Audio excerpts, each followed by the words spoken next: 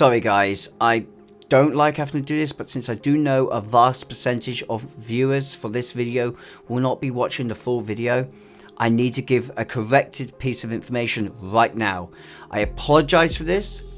This has happened because both on the Starship acquisition screen with the normal ship and the fleet, and for the news article on the Lunar class, Cryptic and the Star Trek Online team lastly have given misinformation. So, unfortunately, I read off misinformation and this can give you the wrong stuff. Now, luckily, on the fleet screen where it says written says what your consoles are, at the bottom it visibly shows you what the correct consoles are, so that's not too bad. I pick up on that quickly. Now, what it fails to tell you is what the bridge officer seatings are properly. So, you have your Lieutenant Commander Tactical Seat. This Lieutenant Commander Tactical Seat is actually a Lieutenant Commander Tactical Intelligence specialization, and it should be noted that when you move into tactical mode, the Lieutenant Commander Tactical Seating becomes a Commander Tactical Seating. Also, while in standard mode or science mode, this vessel has a Commander Science position. In tactical mode, that turns into a Lieutenant Commander Science position. This gives the ship a great deal of opportunity to be powered up, but it also weakens it in certain ways and means a certain skill class is required to fly this ship. Hell, better skill than I have. I'm sorry for this bit of exposition. Let's actually start the video now. And again, I pray that in future, I'll be able to correct this for you. Thank you. Greetings and welcome to Shadowstar. I trust you, the members of the Federation and its allies, are all comfortable and ready for this Starship visual review video, where we'll be taking a look at this wonderful beauty, the newest update to just one of the best Starship designs out there, the Lunar class's newest iteration, the Titan class, named after the ship of Commander Riker. His first command, I believe, and probably I would say his best command, since this ship was one of the most advanced vessels and most versatile vessels of its time. I hope this is reflected well right now in this game. So, without further ado, grab whichever beverage you prefer. Me, I have my Lactogino. And here we go, starting off with customization options and then straight into the stats. I will compare for you guys both the standard tier 6 and the fleet tier 6. So I will keep this as brief as I can. Here we have on screen the Lunar class, a beautiful ship with an interesting design schematic, and if you look at the way it's laid out, we're going to sort of see how the evolution works. You also have accessible to it the Polaris, which is an interesting STO design. The Soul, which you could tell which era this one's trying to be. It's obviously next generation. And then we have the new Titan, which this isn't the visual review, so I'm not going to go too heavily into it, but I'm just going to say this right now. Anyone getting refitted Crossfield class vibes? I mean, I don't know if you've seen the new episode of Discovery, so possible minor spoiler because I haven't seen it yet, but I have heard that Discovery itself will undergo obviously a time update, something to help it, and that just caused me to think of what would a refit Discovery look like. And to be fair, this is just about what I'd expect Discovery to look like if it was refitted. Gotta say, it is a nice design premise. I like the flattening of the nacelles, and I like just the generalized aesthetics where they've kept the clamshell, just moved it back, and the new pod's pretty cool. Noting on that then, we have the hull, the saucer, the pylons, the nacelles, and the mission pod, and I do believe... No, they have not. Okay, so this might be a bug. I will I will message SCO to let them know if this is a bug or not. But you used to be able to remove the mission pod entirely for the other designs. If you get the Mirror Universe variant, you'll notice there, Mirror Universe Reconnaissance Science Vessel, I believe it's called. You'll notice there that you can remove it. But, you know, not necessarily a problem.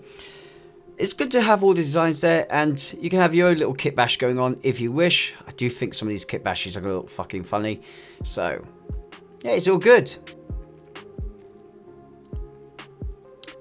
The lunar saucer works.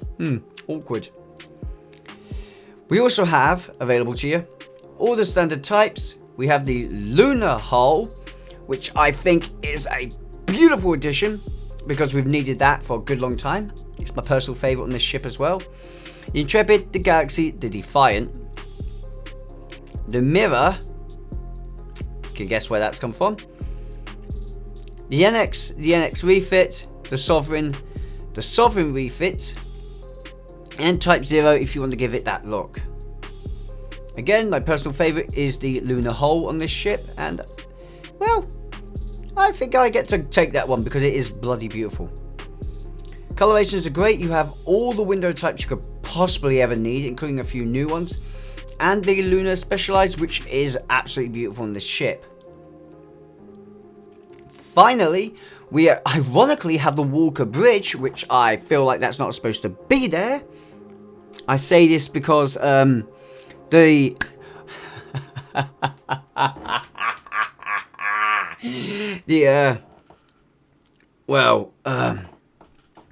yeah, the Shenzhou class has had its secondary deflector removed, hasn't it?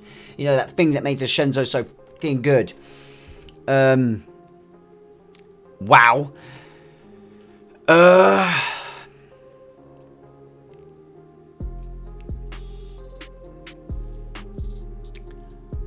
But hey, maybe that means this is going to have to be removed from this ship. So, possibly another bug. They're adding things that shouldn't be there. I am finding it interesting to see a little bit of an update here with some of the... What's it? Bridges? What's this? Delta, Wanderer, Explorer, and Surveyor? Have they always been there? I feel like they're new. I don't remember them being there beforehand. Someone will have to let me know on that one. But we might have some new bridges. Okay, out we go. So, interesting to say here, but the Fleet Titan Science Destroyer appears to only be appearing in the Tier 6 slot. Just a heads up if you are looking for the Fleet one. So, on the screen you guys have the Fleet. I will be quoting off from my side screen here the base stats. Let's see how things go. So, first of all, we should note that this is a Tier 6 Starship. And, of course, that brings along certain set parameters, such as the fact it will be a leveling starship for you. She has a hull modifier of 1.1, which for her fleet variant is also 1.1, so that's a little disappointing there. However, her shield modifier is 1.325, and on fleet variant this is 1.45. So the shields get stronger, and this ship holds up to that specialization that it originally had of being a wonderful, absolutely wonderful shield tank. It's always had that reputation with me. It's always been a good shield tank. The Nebula Tier 6 did take its place for a very long time because of it being a Tier 6 and that obvious upgrades that it gets. But I feel like the Lunar class here might be about to knock the Nebula off its spot. That may be down to me being a bit of a Lunar fanboy, but we have a huge improvement in capability here for the Lunar class of being a 4-3 weapon setout. This will give it just severe firepower over other science ships, but then this is a science destroyer, so I'm very happy with that.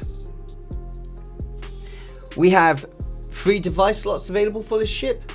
A base turn rate of 13, meaning this ship will make powerful cannon ship if it can load dual cannons. Wait for it. Impulse modifier of 0.15. Inertia rating of 55, with bonus power settings of +5 to weapons and +15 to auxiliary, as you'd expect from a science vessel.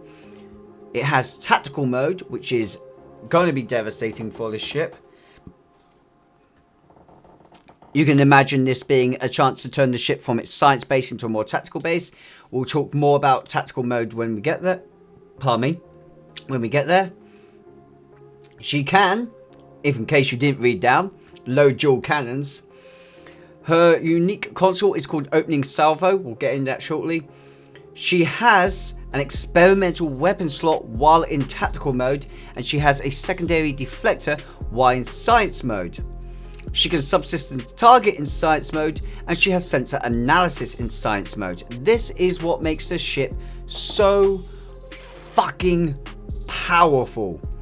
She can go from being the science support vessel of choice for those who need a support ship on their side, to suddenly being a DPS vessel with the right builds. And that is something to be commended.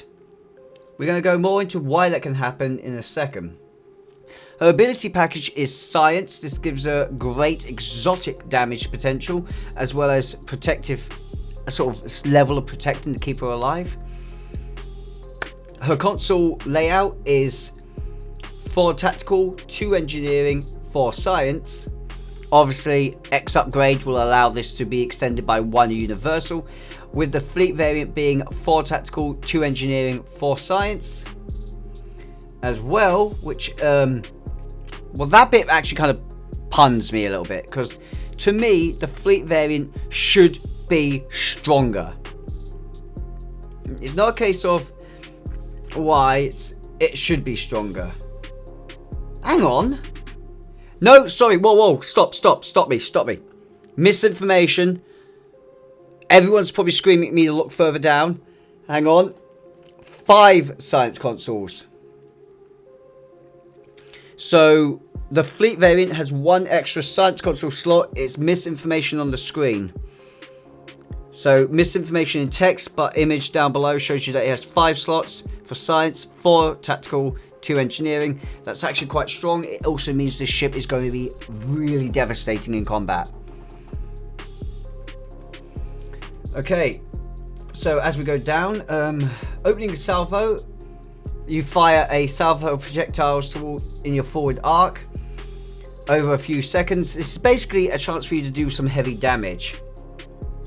By default, these projectiles disable all subsystems on the target, in addition to dealing kinetic damage. In tactical mode, these projectiles deal damage in an AoE hit. So depending on whether you are in tactical mode or out of tactical mode, depends on whether these are dealing heavier damage or a disable effect. This ship has the Another Enterprise trait. We will talk about that in a second. I need to now pull up exactly the rest of what this ship can do. And I think there's only one way to do that, so let's do it.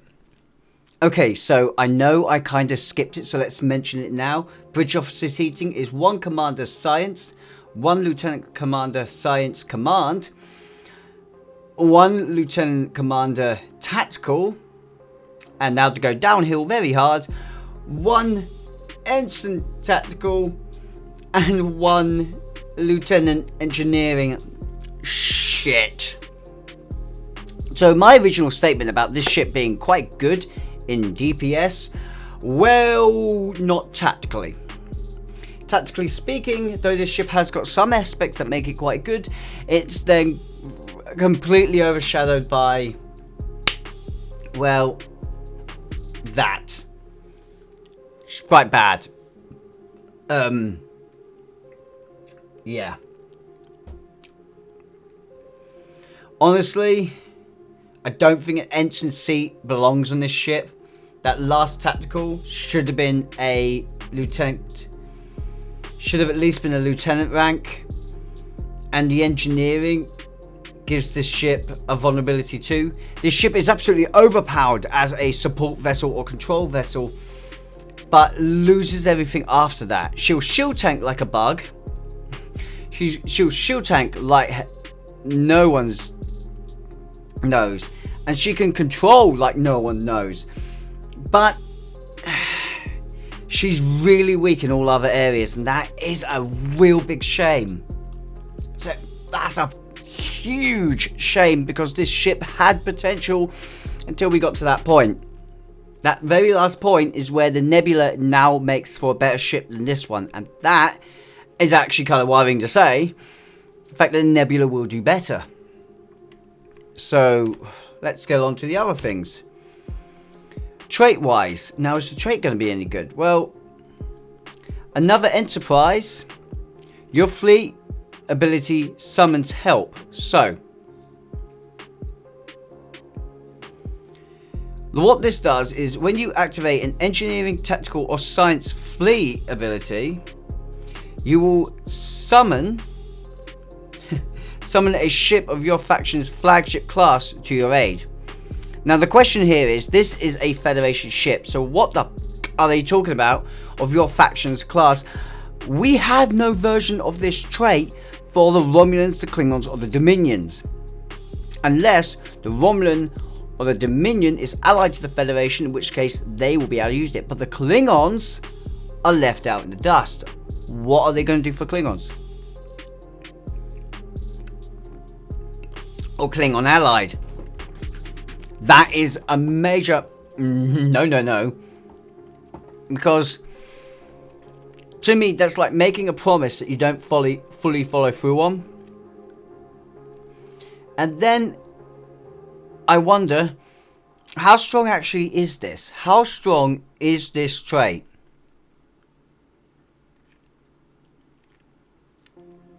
Summoning an Odyssey would be great.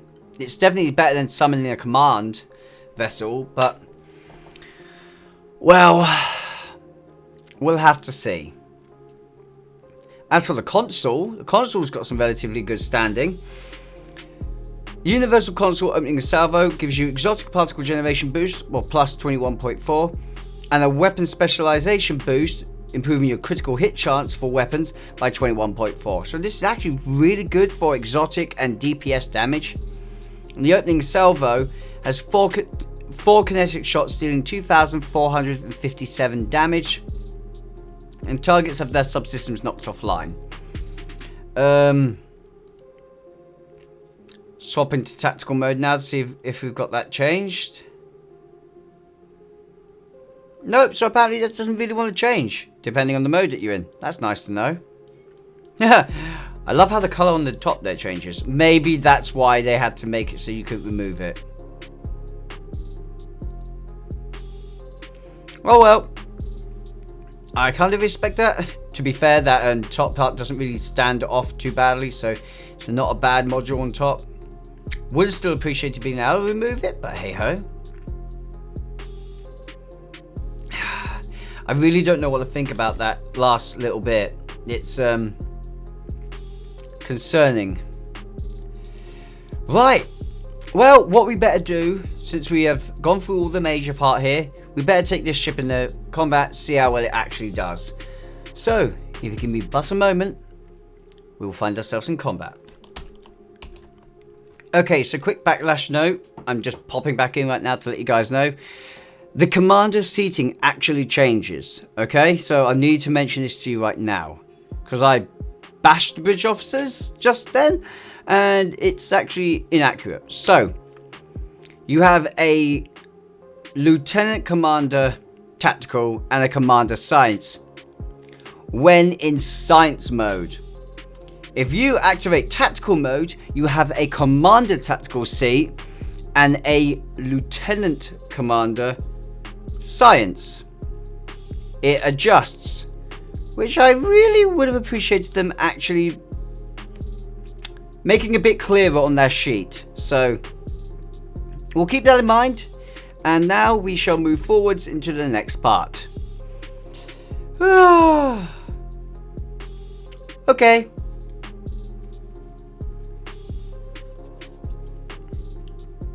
Okay guys, so I need to be clear right now. Before we go any further, I'm going to say this. This ship is one of those ships which is going to require a more skilled player. It's not an entry ship. Not by any standards is this a ship that you play when you're new to the game and not really comfortable with what you're doing. The reason for it is exactly what this build manipulates on. This build lacks its firepower for me in science mode and lacks its control power when in tactical mode. This is because I'm going to lose my gravitational well free or my scatter volley free, depending on the mode we're in. But this is also the principle that was going to make my ship stronger. If I utilize tactical mode effectively, I will be able to deal much higher damage. I'm hoping to God's mercy I'm about to display that. So, here we go.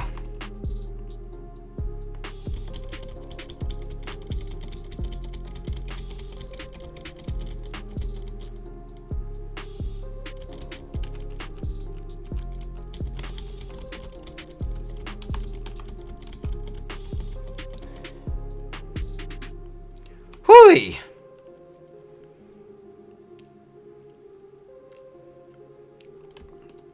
You know, there's a reason why people swear by a certain swear by the scatter volley one.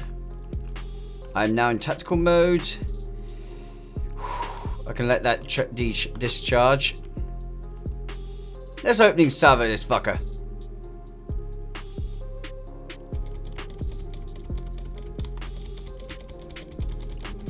Oh yeah, this is a plasma build, by the way. Oh, and I haven't utilised it properly here. Plasma dual cannon build, shall I say. Whew!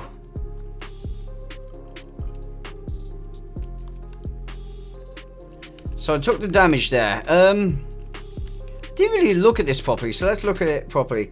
Tactical mode, enables tactical mode, grants you upgrades your to a commander tactical intel seating. It wasn't intel before. Okay, so apparently it's an intel seating. Nice, another bit of misinformation. That is not told to us, so that is actually supposed to be an intel seat.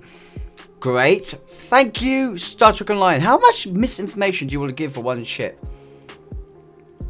Plus 10 to weapons, plus 10% to flight speed, plus 2 turn rate, and plus 10 to inertia. Wow. Disable science mode. And yep, that brings your auxiliary and shield capacity down. So yes, you're less defensive. I should have noted on that with the mode I'm in. And it disables the secondary deflector effects. Great. Now then.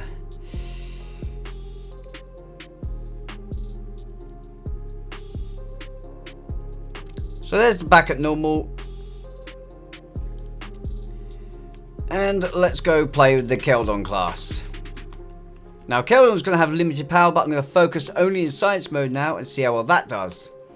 This should be fun.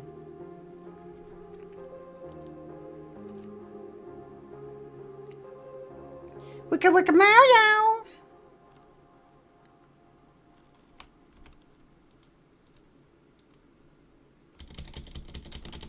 Here we go.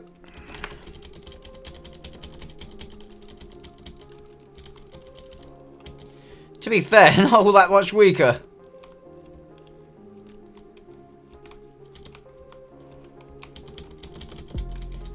Let's rip them.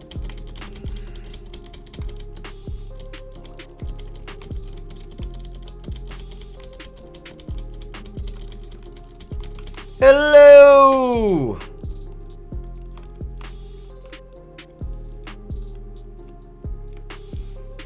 Look, I'm just going to be blunt. This ship is absolutely amazing, okay?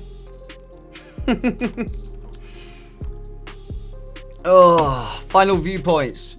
Right, final viewpoints. Final assessment. Excuse me.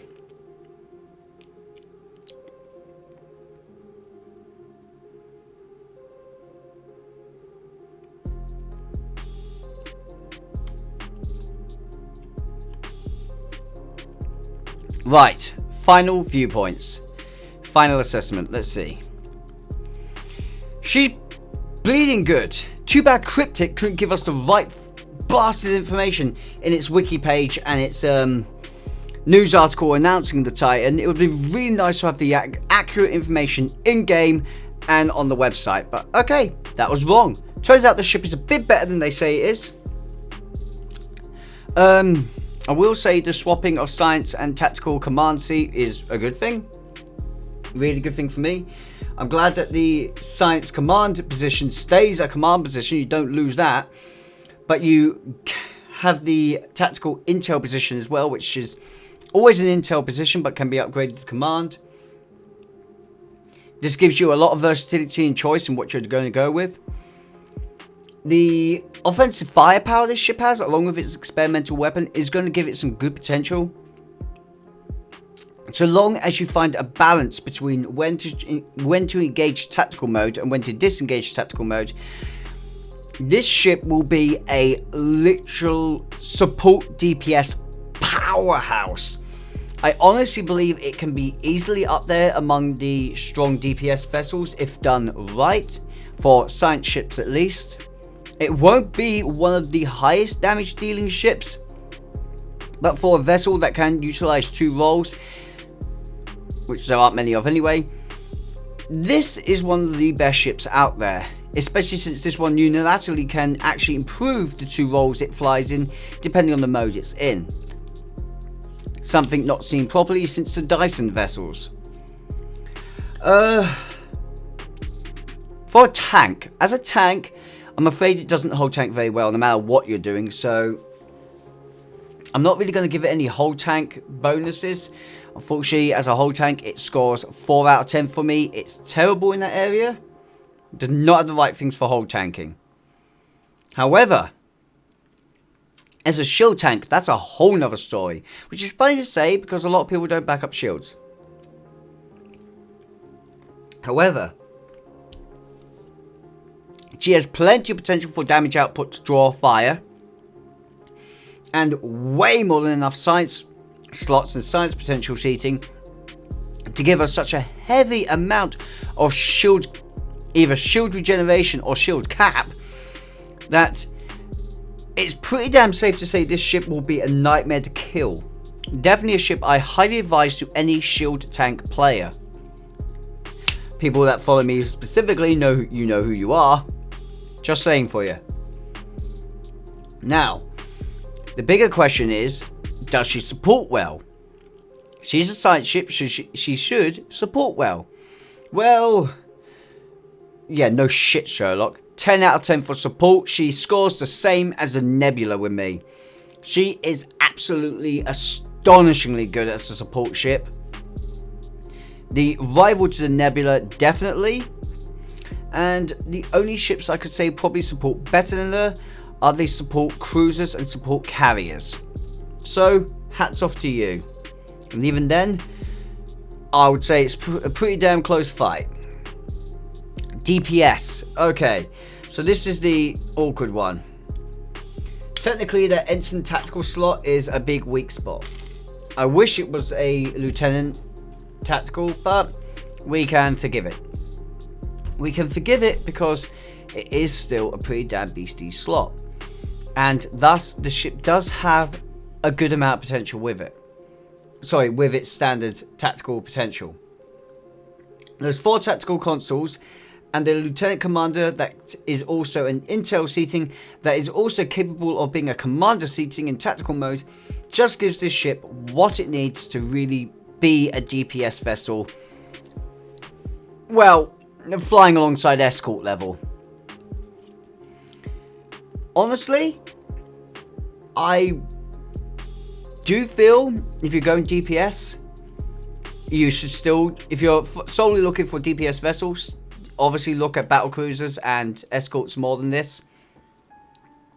But if you want an escort, if you want a DPS vessel with some bloody brilliant self-support capability, meaning you need less support from control vessels or healers, this might be a ship choice for you. Overall, my score for this ship is 8 out of 10. Not quite as high as the Nebula, but the only reason it doesn't score as high as the Nebula is because this ship isn't as intuitive to players.